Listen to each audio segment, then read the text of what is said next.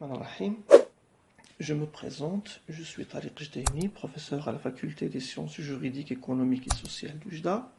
Eh bien, avant de commencer mon cours, je dois adresser tout d'abord mes remerciements à tous ceux qui ont œuvré à réussir cette initiative louable qui nous permet d'arriver au plus grand nombre possible d'étudiants en ces moments de confinement.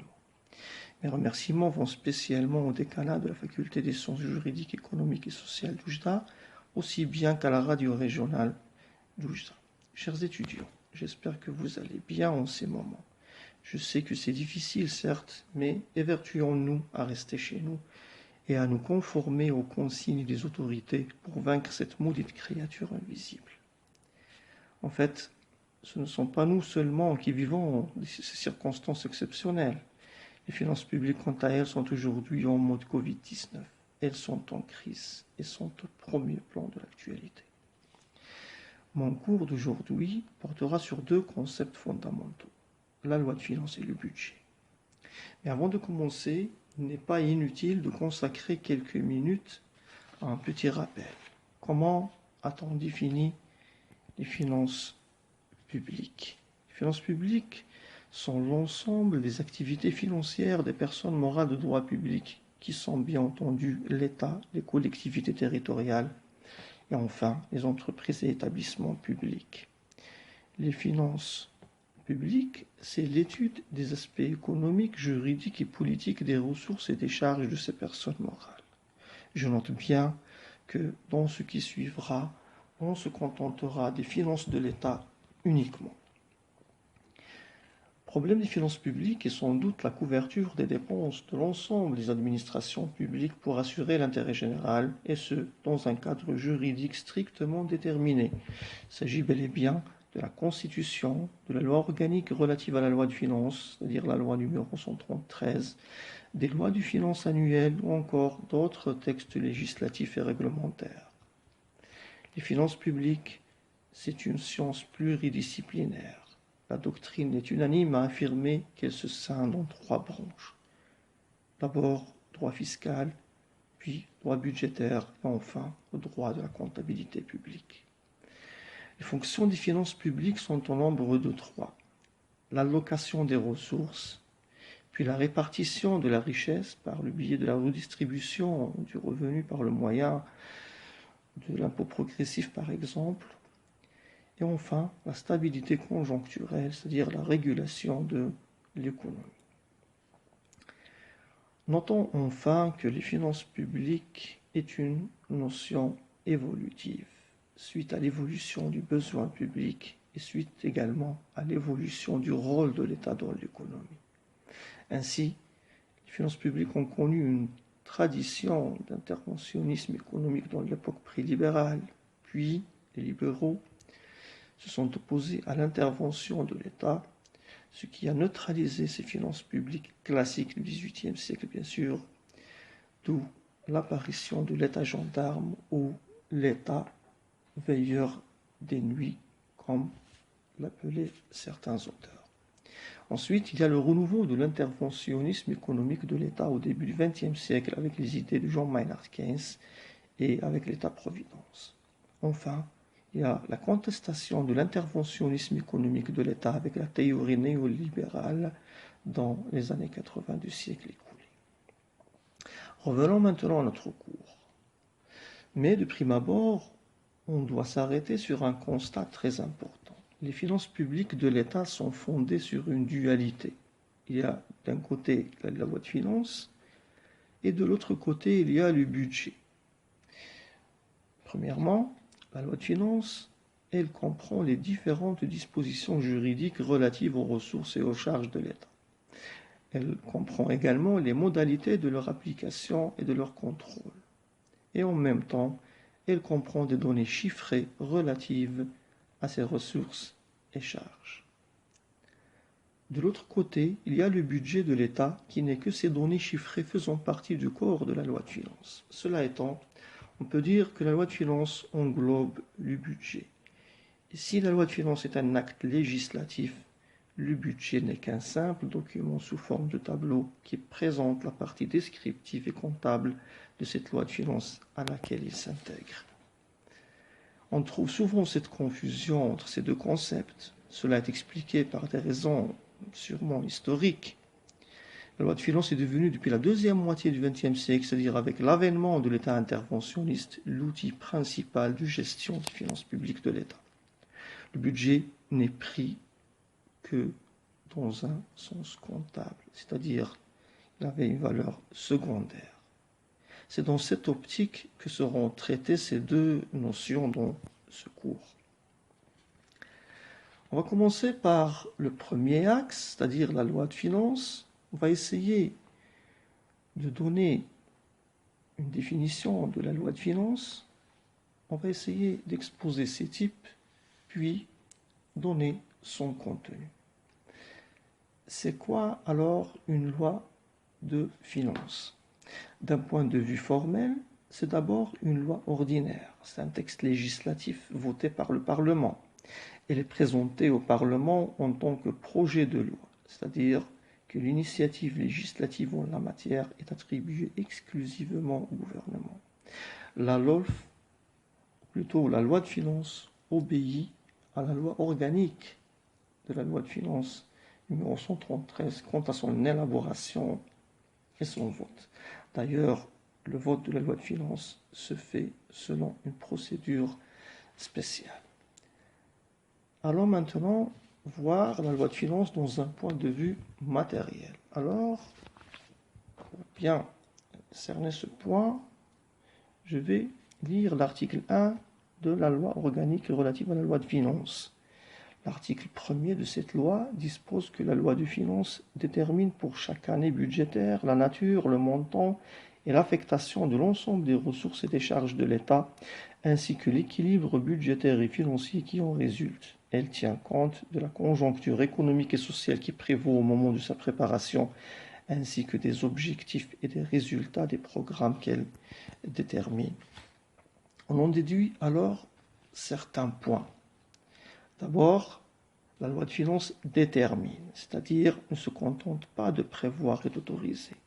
Elle peut intervenir a priori et a posteriori, et elle ne se contente pas de déterminer les montants des ressources et des charges uniquement, mais également elle détermine leur nature et leurs affectations. On peut dire qu'il y a là un élément qualitatif dans l'élaboration de la loi de finances. Enfin, la loi de finances est limitée dans le temps et est périodique, elle est annuelle. Pour ce qui est maintenant du contenu de la loi de finances, l'article 6 de la loi organique relative à la loi de finances dispose que les lois de finances ne peuvent contenir que des dispositions concernant les ressources et les charges ou tendant à améliorer les conditions de recouvrement des recettes et le contrôle de l'emploi des fonds publics. Donc, il s'avère qu'il est interdit d'insérer des dispositions étrangères au contenu financier de la loi de finances, c'est-à-dire des dispositions extra-budgétaires. De telles dispositions sont appelées des cavaliers budgétaires. C'est le cas de l'actuel article 9 de la loi de finances 2020, trop débattue cette année-là. On déplore malheureusement ce retour à la cavalerie budgétaire. Voilà succinctement une définition de la loi de finances en général. Mais passons maintenant au type de loi de finances. On distingue trois types de lois de finances. Il y a la loi de finances de l'année, les lois de finances rectificatives et la loi de règlement de la loi de finances. La loi de finances de l'année, encore appelée loi de finances initiale. Je vais donner la définition telle que existe dans la loi organique relative à la loi de finances. La loi de finances de l'année prévoit, évalue, énonce et autorise pour chaque année budgétaire l'ensemble des ressources et des charges de l'État par référence à une programmation budgétaire triennale. On va revenir sur cette programmation budgétaire triennale dans les prochains cours, bien sûr. Cette loi présente des estimations chiffrées d'une manière périodique, c'est-à-dire annuelle, et donne l'autorisation au gouvernement pour percevoir les recettes et exécuter les dépenses, et à emprunter pour se financer le cas échéant. C'est un document de référence d'une année budgétaire. Notons que chaque loi de finances de l'année répond à des orientations préétablies par le gouvernement. La loi de finances de l'année comprend deux parties. La première arrête les données générales de l'équilibre financier et comporte l'autorisation de perception des recettes publiques et d'émission d'emprunts, les dispositions relatives aux ressources publiques et aux charges de l'État et au recouvrement des créances publiques, l'évaluation globale des recettes du budget général, des budgets et des services de l'État gérés de manière autonome et des catégories des comptes spéciaux du Trésor et les plafonds des charges du budget général, des budgets des services de l'État gérés de manière autonome et des catégories des comptes spéciaux du Trésor. Cette partie comprend également le tableau d'équilibre et cette partie a un aspect purement analytique. La deuxième partie de cette loi de finances de l'année est une partie chiffrée qui arrête par chapitre les dépenses du budget général et par service les dépenses des services de l'État gérés de manière autonome. Et enfin, par compte, les dépenses des comptes spéciaux de Trésor. Cette loi présente deux caractéristiques. C'est un acte d'autorisation et c'est un acte de prévision. C'est un acte d'autorisation parce que c'est l'incarnation du principe du consentement à l'impôt. Et c'est donc une autorisation du Parlement au gouvernement pour exécuter le budget de l'État, pour bien sûr mettre en œuvre sa politique économique et sociale. La loi de finances est un acte de prévision des ressources et des charges de l'État. Mais la prévision des ressources diffère de celle des charges. La prévision des ressources a un caractère évaluatif, sauf en ce qui concerne les ressources d'emprunt qui représentent une limite maximale. Les prévisions ne sont donc que des approximations, mais les gouvernements tentent souvent à surévaluer ces recettes. Cette approximation des recettes est inévitable, mais trois remarques peuvent être faites sur ce point. Premièrement, seules les ressources autorisées peuvent être perçues. Tout impôt ou toute autre ressource autorisée doit être perçue. L'administration n'a aucun pouvoir d'appréciation en la matière. Elle est obligée de le faire. Troisièmement, l'autorisation n'est pas limitative, c'est-à-dire l'administration peut dépasser les montants prévus par la loi de finances initiale. Pour ce qui est des dépenses, les dépenses ont un caractère limitatif. En principe, il n'y a pas une obligation de dépenser, mais une faculté de dépenser seulement, mais dans les limites autorisées. Et les crédits non consommés dans l'année seront annulés en fin d'exercice, mais avec, bien sûr, les exceptions près. Voilà pour ce qui est de la loi de finances de l'année ou la loi de finances initiale. Passons maintenant aux lois de finances rectificatives. Les lois de finances rectificatives, encore dénommées lois de finances complémentaires en Tunisie par exemple, ou dénommées collectifs budgétaires en France, ces lois de finances peuvent, en cours de l'année, modifier les dispositions de la loi de finances de l'année. Elles viennent corriger les prévisions et modifier le contenu des autorisations initiales données par le Parlement, vu le principe d'incertitude qui s'applique aux finances publiques. Et si les modifications à entreprendre sont infimes et simples, le gouvernement peut y procéder lui-même, par des virements du crédit par exemple. Par contre, si les corrections sont substantielles, c'est-à-dire importantes, le Parlement doit intervenir par le biais d'une loi de finances rectificative.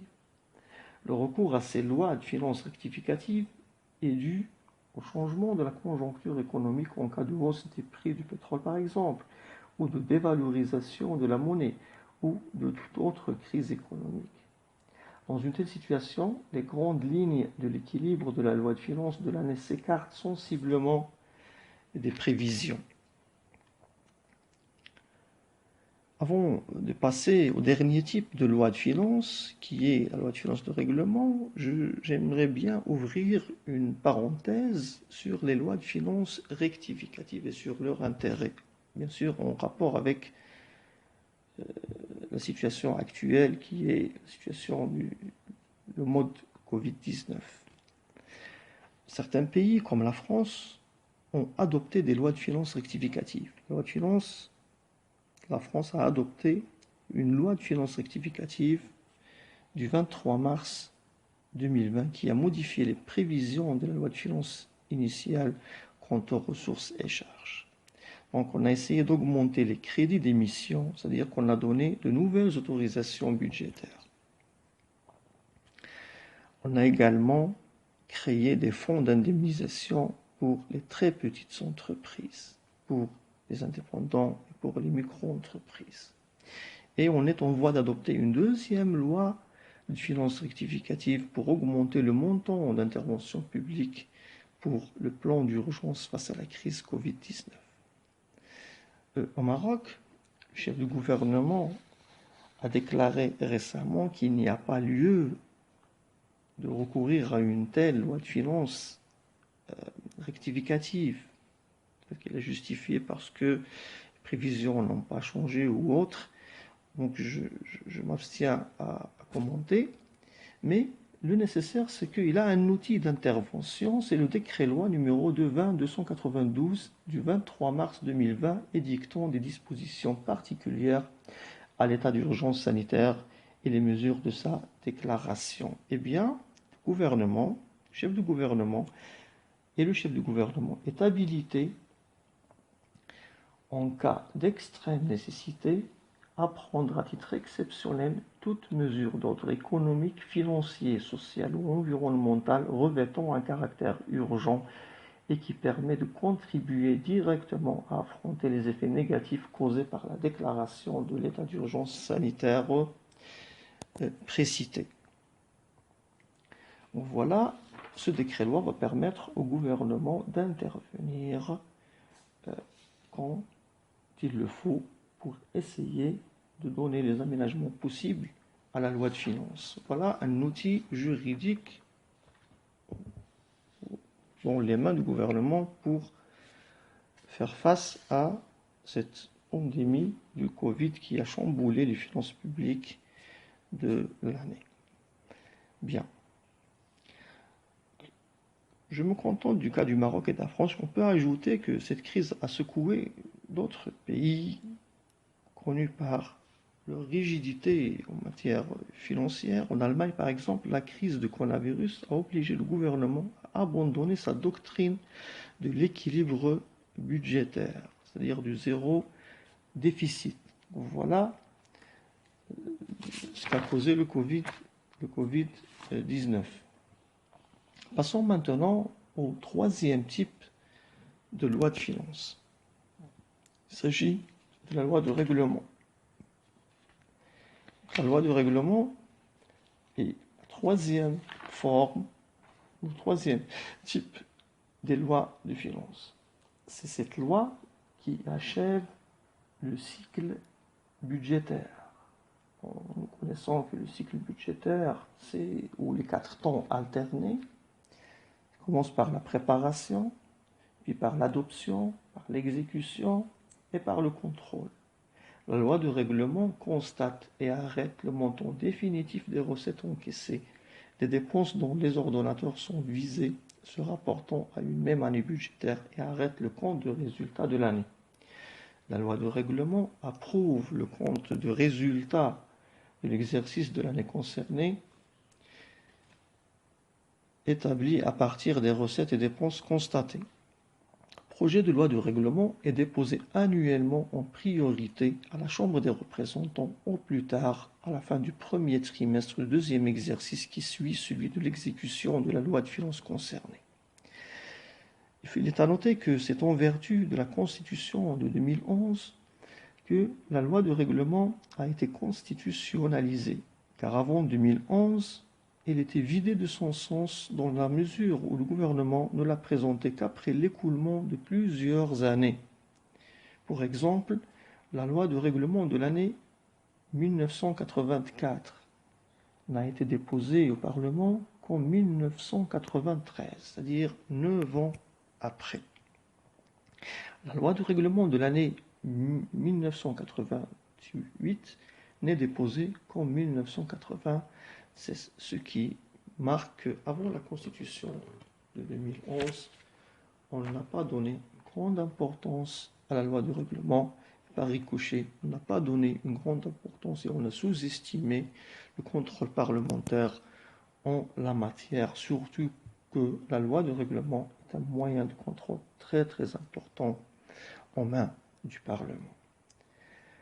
Voilà, notre premier axe touche à sa fin. On va essayer dans le deuxième axe de traiter du budget de l'État.